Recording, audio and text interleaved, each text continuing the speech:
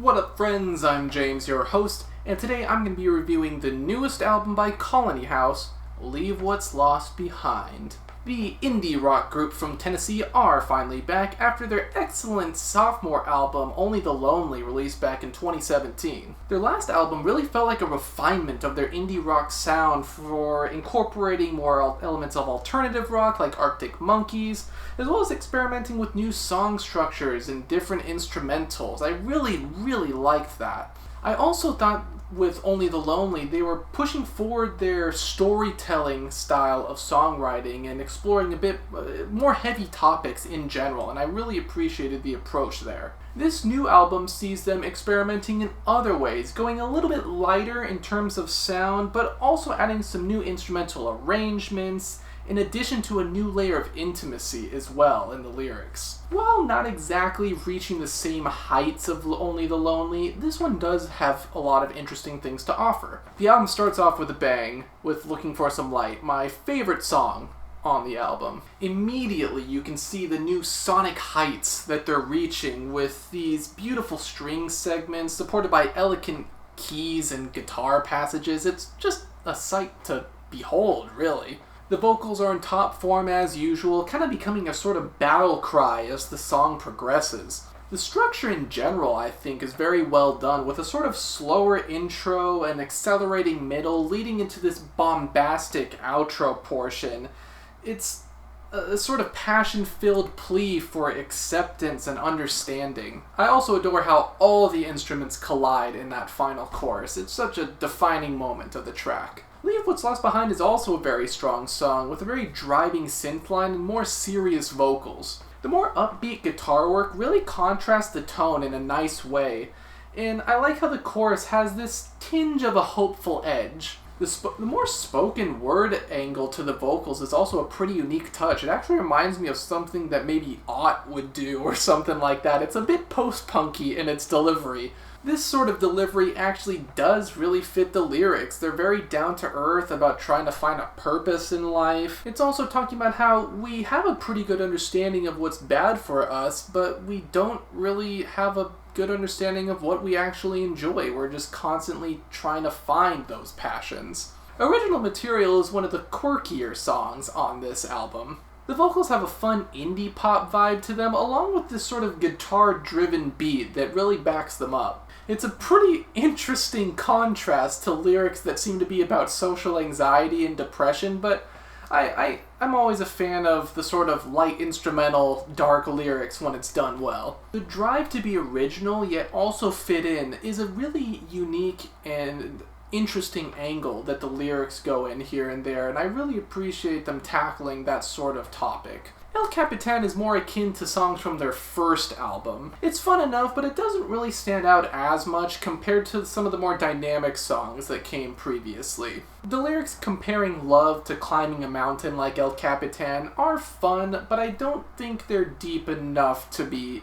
that interesting overall. I do, however, really like the beat switch to the slower passages that comes in during the chorus. It's a pretty cool sound switch that I think isn't really present in a lot of these other songs. Why Even Try is largely inoffensive. The lyrics are hopeful and have some nice sort of fragile imagery to them, but it does feel largely like a repeat of some of the more ballad-esque songs that they tried on the last album. Still, however, it is very passionately delivered, and they do actually keep things interesting with the addition of the piano and the bells and the combination of acoustic and electric guitar. Where I'm From is another favorite of mine, and probably one of the best ballads on the album, too. The sort of low-key snap beat along with the isolated vocals and piano create a pretty chilling and great first impression. They're meshed with very raw and grounded imagery that really give off a peaceful vibe to the track. It's very nostalgic as well, with the band finding traces of their hometown in the eyes of the singer's son,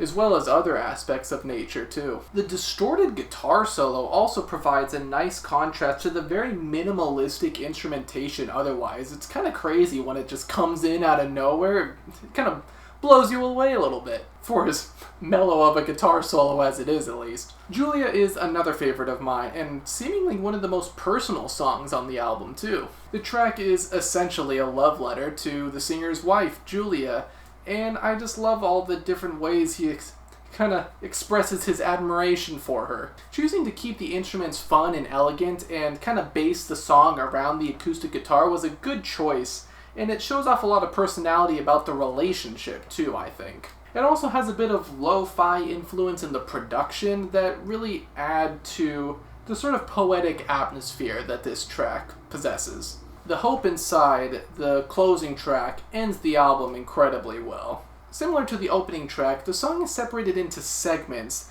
with each kind of culminating and exploring the sounds that we experience throughout the album. The song builds upon itself from these isolated vocals and deep synths, and even going into more bombastic portions with piano passages and pounding drums. It takes you on a journey a little bit. The anthemic atmosphere also translates to the female vocals done by Gillian Edwards, too. And fitting to the lyrics, the combination of vocals here show that the human experience has a lot of shared struggles and triumphs. A lot of similarities in addition to the differences. It's just empowering and well composed, and I just love the variety in the instrumentals on this song. It's a very good album overall, and like I said, it doesn't exactly reach the heights of Only the Lonely, I think, but it's pretty unique in its own right. I do feel like they could have expanded more on the string and piano segments that they explored on tracks like Looking for Some Light and The Hope Inside.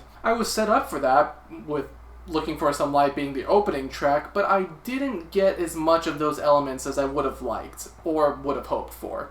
Some of the slower songs also do feel a bit like retreaded ground. They're a little repetitive, so I feel like they could have used a little bit more variety to make them sound distinct. I'm also a bit confused on the concept album status, because this album does have these interlude tracks that sort of hint at it being a concept album, but the songs feel largely too different from one another for it to actually be that.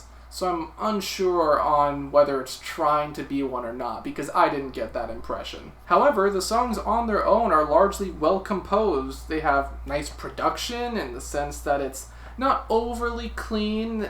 The emotional impact of the songs are definitely there. Everything largely hits their mark, in other words. It's a very good addition to their catalog, and I'm interested in seeing where they go next. I'm feeling a strong 8 on this Colony House record. Of course, we do have to talk about the album cover, and I actually really like this album cover. I like how the album name is written on the back of the jacket.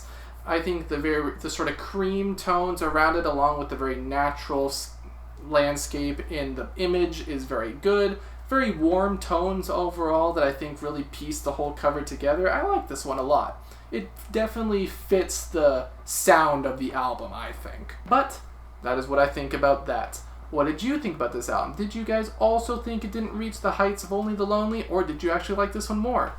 Let me know. But until the next one, farewell.